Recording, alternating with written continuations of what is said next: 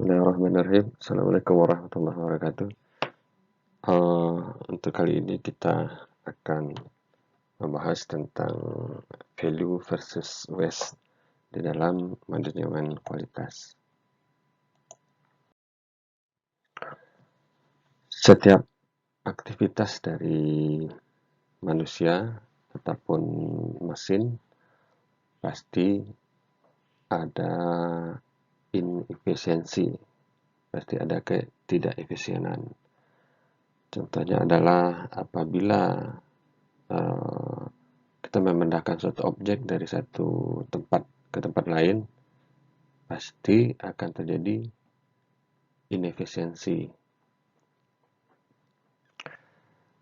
Ford dalam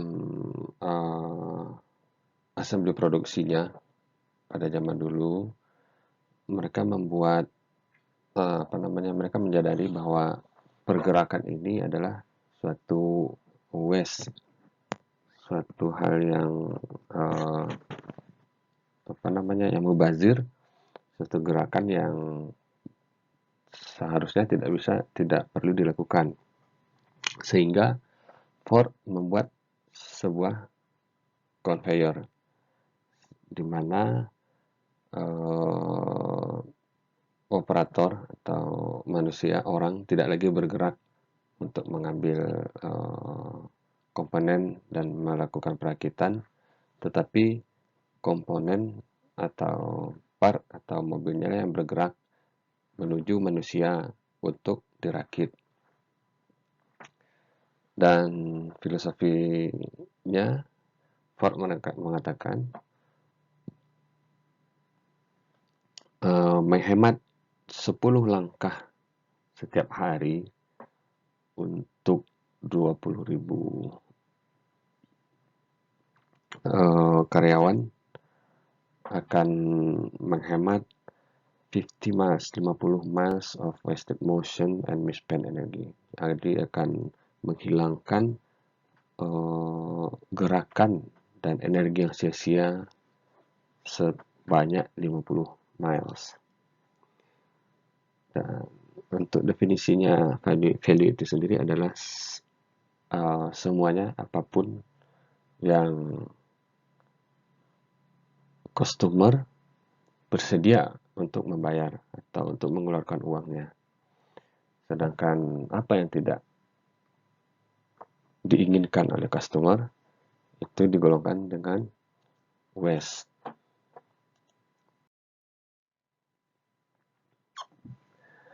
Nah, dalam satu aktivitas bisnis, aktivitas produksi, mungkin juga aktivitas kegiatan sehari-hari kita, ada di bagian atas dua kategori, yaitu value dan waste. Value adalah value added activities atau setiap kegiatan yang mempunyai nilai tambah atau nilai lebih. Sedangkan waste adalah non-value added activities, yaitu kegiatan yang tidak berguna lah. Nah, non-value added activities atau waste ini juga terbagi atas dua. Yang pertama ada valueless activities, aktivitas yang bernilai kecil, yang sedikit bernilai. Di mana karena ini kategorinya adalah waste, berarti ini adalah sesuatu yang customer tidak mau membayarkan, tapi dibutuhkan untuk kegiatan tersebut. Apa yang kita lakukan terhadap value activities ini adalah untuk meminimalisirnya. Contohnya adalah apabila kita melakukan assembling, terkadang kita membutuhkan tools, bantuan ya, mungkin obeng kah namanya, ataukah tang untuk melakukan assembly dengan memasang baut. Nah, tang ini atau obeng ini bisa ditempatkan dari jarak 1 meter dari operatornya kan memasang itu, sehingga operator harus berjalan sejauh 1 meter untuk mengambil obeng, lalu melakukan assembling. Nah, ini adalah valueless activities, aktivitas yang customer tidak akan mau membayar dengan dengan operator berjalan sejauh 1 meter hanya untuk mengambil obeng. Tapi itu harus dilakukan karena kalau nggak ada obeng itu alat ini tidak bisa dirakit. Nah, ini adalah value activities dan ini harus diminimalisir, diminimize. Nah, bagaimana cara minimize-nya? Ya mungkin posisi atau lokasi storage dari dari obeng itu harus didekatkan ke operator sehingga operator tidak perlu lagi jangankan berjalan, tidak perlu lagi melangkah kalau bisa untuk sekedar mengambil obeng tersebut. Nah, yang kedua adalah pure waste activities. Nah, pure waste activities ini adalah kegiatan yang benar-benar tidak ada memberikan keuntungan bagi customer tentunya ya. Dan kegiatan seperti ini harus di-eliminate atau dihilangkan. Sedangkan value edit activities itu harus dimaksimalisasi, harus ditingkatkan lagi. Nah, jadi ini ada fokus dari improvement adalah di value edit and pure waste ini.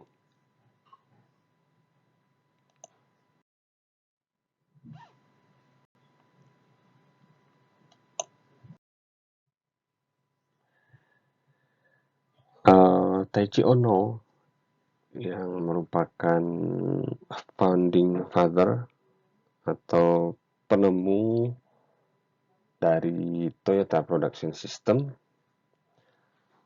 menyatakan bahwa bagian terpenting dari Toyota Production System adalah untuk meningkatkan efisiensi dari produksi dengan cara menghilangkan waste secara konstan dan menyeluruh. Jadi target utama dari TPS itu sendiri memang adalah menghilangkan waste ini. Dan dalam risetnya pada tahun 60-an sampai 70-an, Taichi Ohno mengidentifikasikan 7 macam dari waste ini. Nah, dikenal dengan Ohno 7 Waste. Itu ada 7 untuk memudahkan mengingatnya. Nah, ada rumus ini Timwood ya. TIMWOOD. Kita lihat T. Waste yang pertama itulah T, yaitu transportation. Waste transportation adalah pemindahan material dari satu tempat ke tempat lain tanpa adanya perubahan properties atau bentuk dari material tersebut. Jadi di dalam Toyota apabila satu material harus pindah ke tempat lain, dia udah harus berubah bentuk dulu. Istilahnya sudah ada edit value yang diberikan ke dalam benda atau produk material atau produk tersebut saat dia berpindah. Apabila dia pindah ke satu tempat dan ke satu tempat lain dan tidak ada edit value-nya, itu termasuk waste.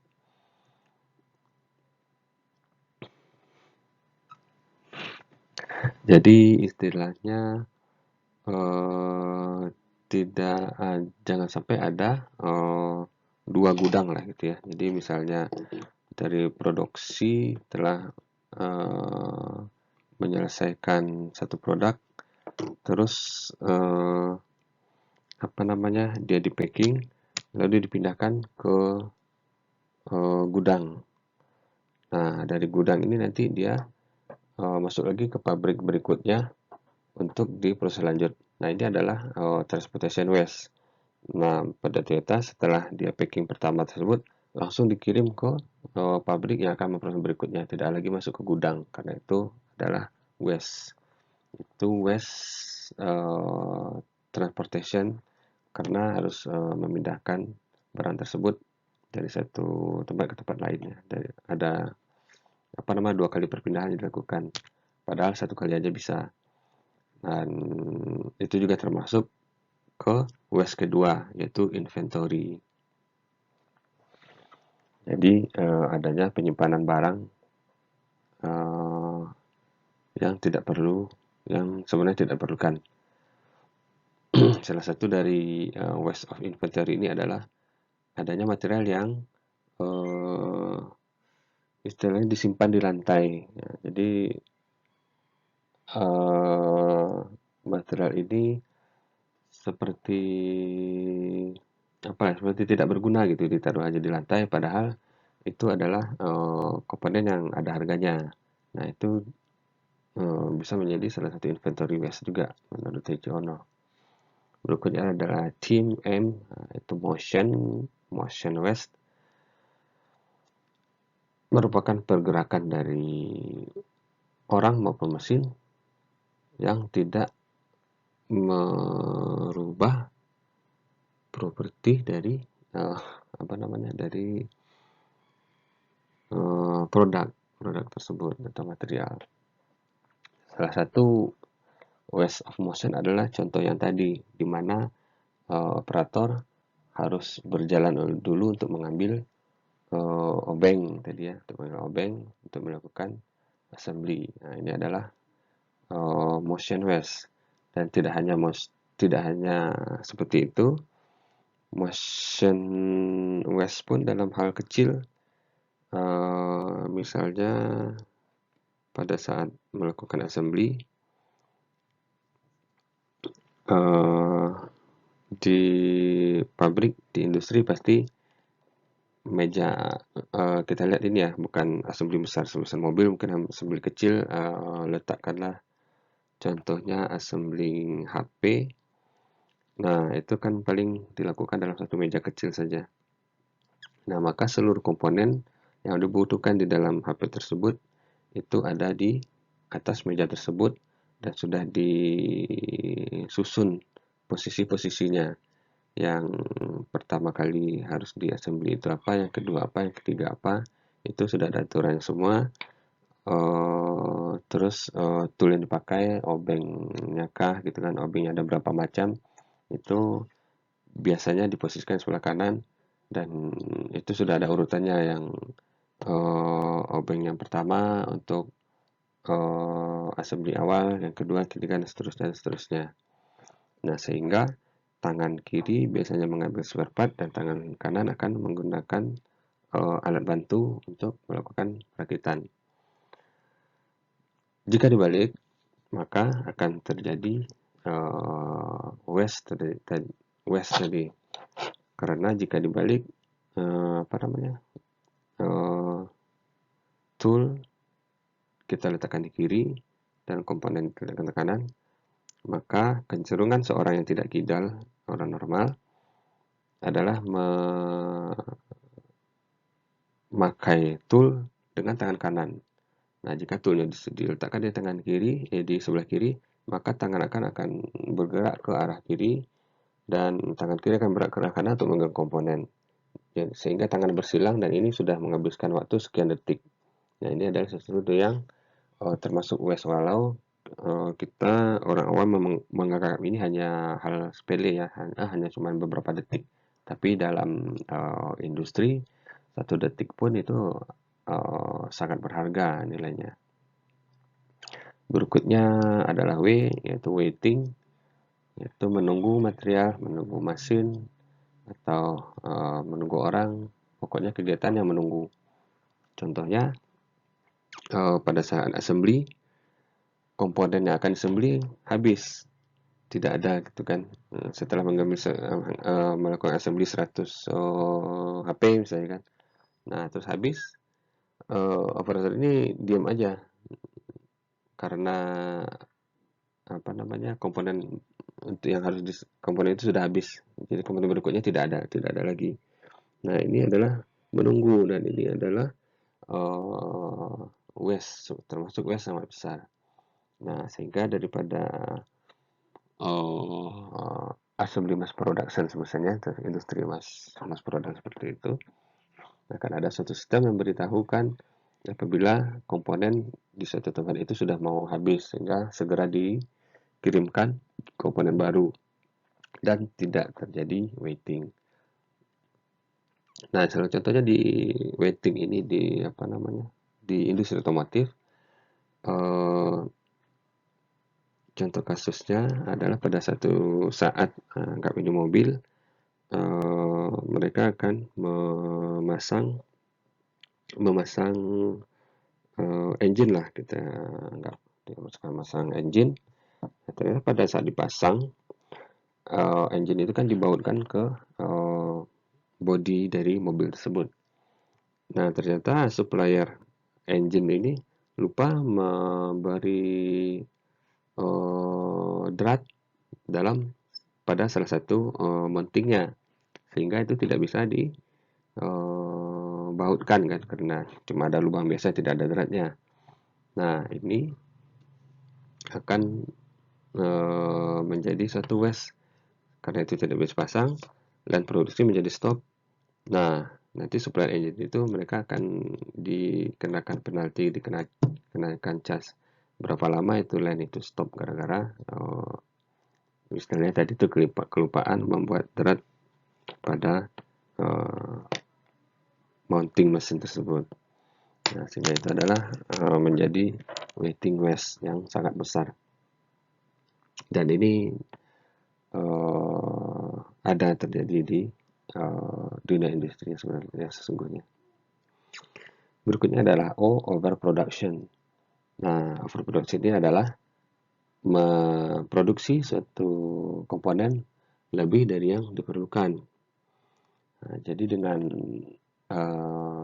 memproduksi lebih dari yang diperlukan, maka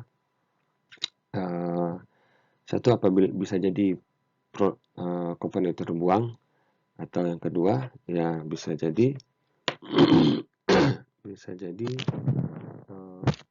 diperlukan inventory lebih. Nah, diperlukan gudang lagi untuk menyimpan.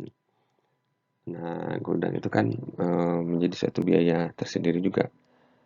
Nah, bisa jadi tidak terpakai, ya misalnya sudah terlanjur memproduksi 100 komponen spare part, misalnya kan. Tiba-tiba padahal yang dibutuhkan hanya 20, 10 lagi oke lah untuk stok aja, kita simpan daripada nanti bolak-balik menjalankan mesin gitu misalnya ya, keputusan dari perusahaannya. Ternyata tiba-tiba pada saat seharusnya bulan depan itu komponen ini sudah bisa dikirimkan ke customer, ternyata customer menyatakan bahwa saat itu adalah proses produksi terakhir dari produk tersebut, sehingga kita mempunyai 50 komponen yang tidak lagi bisa dipakai karena produk yang sudah discontinue. Nah, itu makin besar lagi waste-nya. Jadi waste material, waste inventory juga kena, waste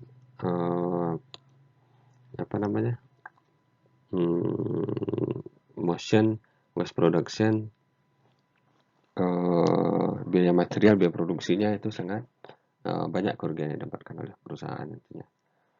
Selanjutnya adalah overprocessing. Overprocessing merupakan kegiatan atau proses yang berlebihan, mungkin yang tidak dibutuhkan harusnya. Contohnya adalah menghitung. Nah, menghitung sampai jadi kalau kita membuat satu komponen, berarti kan pesanannya misalnya ada 100 komponen atau 1000, 5000 komponen. Nah, 5.000 komponen pada saat pengiriman, apabila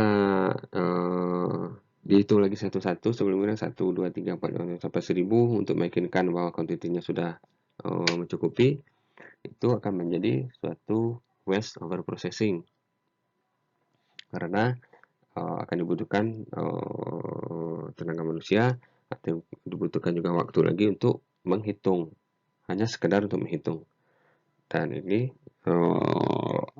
akan menjadi waste dan biaya tambahan bagi perusahaan. Nah, untuk mengeliminasi, menghilangkan atau meminimalisir overprocessing ini, contohnya counting menghitung tadi, jadi digunakanlah tempat-tempat atau palet penyimpanan komponen tersebut. Jadi satu palet itu misalnya isinya 20 atau 50. Dan apabila isinya lebih dari 50, maka akan kelihatan beda, yang mungkin tidak cocok. Dia akan ada satu yang tertumpuk di atas gitu kan. Dan kalau kurang mungkin ada satu yang bolong. Jadi tanpa harus menghitung, hanya dengan melakukan packing aja itu sudah sekalian menjadi penghitungan suatu komponen, sehingga kegiatan yang menghitung satu-satu seperti ini bisa dieliminasi. Selanjutnya terakhir adalah defect, yaitu produk yang buruk, yang NG, yang tidak sesuai dengan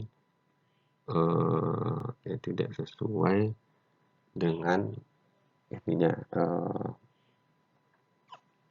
spesifikasinya. Nah, produk defect ini dari awal biasanya slogan dari perusahaan itu sudah ini, tidak membuat produk defect, produk NG, karena ini merupakan salah satu waste yang memang paling besar, karena produk material terbuang, biaya mesin jadi sia-sia, tenaga operator pun jadi tidak ada gunanya. Nah, sehingga memang di setiap perusahaan itu biasanya memang slogannya adalah tidak membuat produk NG atau produk defect atau produk yang tidak bagus.